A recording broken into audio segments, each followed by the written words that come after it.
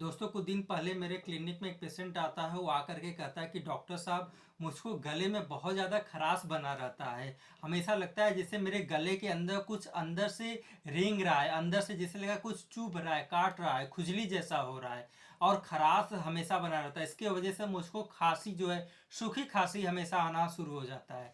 और मैं बहुत से ट्रीटमेंट को कर चुका हूँ डॉक्टर साहब, मैं बहुत ज़्यादा परेशान हूँ।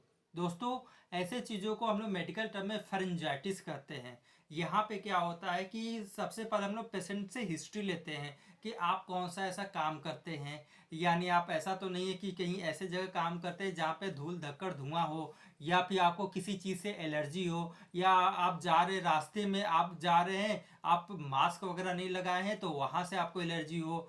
बहुत से लोग क्या होते हैं कि उनको जो पेट का जितना भी कंटेंट है बार बार उनके गले तक आता है, जिसको GERD कहते हैं, गैस्ट्रो रिफ्लैक्स डिजीज कहते हैं या डिसऑर्डर भी कहते हैं। वहां पे क्या होता है कि बार बार ऐसे जो अम्ल अम्ल होते हैं, यानी जो आप कह सकते हैं एसिड मटेरियल्स होते हैं, वो बार बार आते हैं, तो उसके वजह से भी उनको खांसी आना शुरू हो जाता है।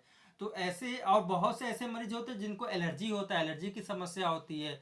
तो उसके अंदर हम लोग क्या करते हैं कि IgE का जांच कराते हैं, यानी हम लोग देखते हैं कि उनके ब्लड के अंदर एलर्जी का लेवल कितना है। दोस्तों, इसके अंदर जो मेडिसिन है जनरली जो मार्केट में है चलता है वो है लियोसेट्रिजिन चलता है, फेक्सोफिनाडिन होता है, कुछ स्टेरॉयड होते हैं, फ्लूटिका कार्टिसोन वगैरह के आते हैं, कुछ नेसल ड्रॉप्स आते हैं गलाला करने के लिए। बहुत से आते हैं, उसको दे देते हैं कि आप सुबह शाम उससे गलाला करिए। लेकिन तो भी है भाप भी बहुत लोग दे देते हैं कि ये लीजिए, इसको कैप्सूल को डालिएगा, उसके बाद ऐसे आप कर लीजिएगा, मुड़ी को नहीं, फिर भाप लीजिएगा, लेकिन तो भी पेशेंट को राहत नहीं होता है। कुछ लोग हैं इसमें डेस्ट्रोमेटोफेन वगैरह है, कफ सिरप है, सप्रेशन का इस्तेमाल करते हैं, तो भी पेशेंट को राहत जल्दी नहीं देखने को मिलता है। ऐसे में क्या करना है दोस्तों, आपको है कुछ ये सब मेडिसिन अगर आप खा चुके हैं तो अब आपको घबराना नहीं है। आपको ये समस्या कितने ही दिनों से क्यों ना हो तो भी आपको घबराना नहीं है, क्योंकि आपको क्या करना है कि गर्म पानी हल्का लेना है, उसमें थोड़ा सा नमक डालना है। उससे पहले सुबह दोपहर शाम, या फिर अगर आप बिजनेस कर रहे हैं या फिर आप कोई स्टूडेंट है या आपका व्यापार है, तो सुबह में और रात में आपको गलाना करना है। दूसरी बात, इसमें मेडिसिन क्या क्या लेना है मैं वो बताने जा रहा हूँ। उससे पहले दोस्तों, मेरे चैनल को सब्सक्राइब अभी का भी जरूर कर लीजिए और इस वीडियो को अपने व्हाट्सएप ग्रुप में शेयर करना ना भूलिएगा। उसमें क्या होता है दोस्तों, सीतोपलादी चूर्ण 15 रुपये, 12 से 15 रुपये का मिलता है, उसको पूरा एक पैकेट ले लीजिए, 1 से 2 पैकेट ले लीजिएगा।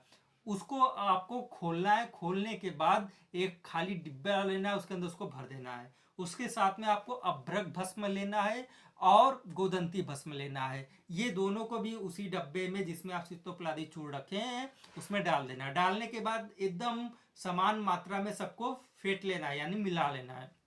मिलाने के बाद क्या करना है कि सुबह शाम आपको है शहद के साथ, या शहद नहीं है तो मक्खन के साथ, मक्खन नहीं है तो दूध का जो मलाई होता है उसके साथ उसको आधा आधा चम्मच निकालना है। उसके साथ उसको पेस्ट जैसा बना करके आपको खाना खाने के बाद सुबह शाम लेना है। उसके साथ में आपको इलादी वटी या लौंगादी वटी आता है, उसका भी आप सेवन कर सकते हैं।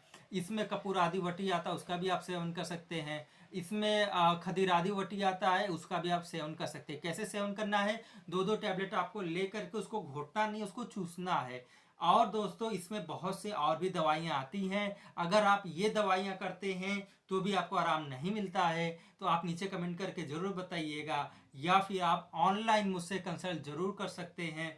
लेकिन जो भी मैंने दवाइयाँ बताई हैं उसको आप किसी भी डॉक्टर के अंडर में ही रह करके प्रैक्टिस करिएगा या उसको लीजिएगा, ऐसे ही नहीं लेना है। मैं नए वीडियो के साथ फिर से हाजिर होता हूँ, तब तक के लिए मुझको आज्ञा दीजिए। नमस्कार।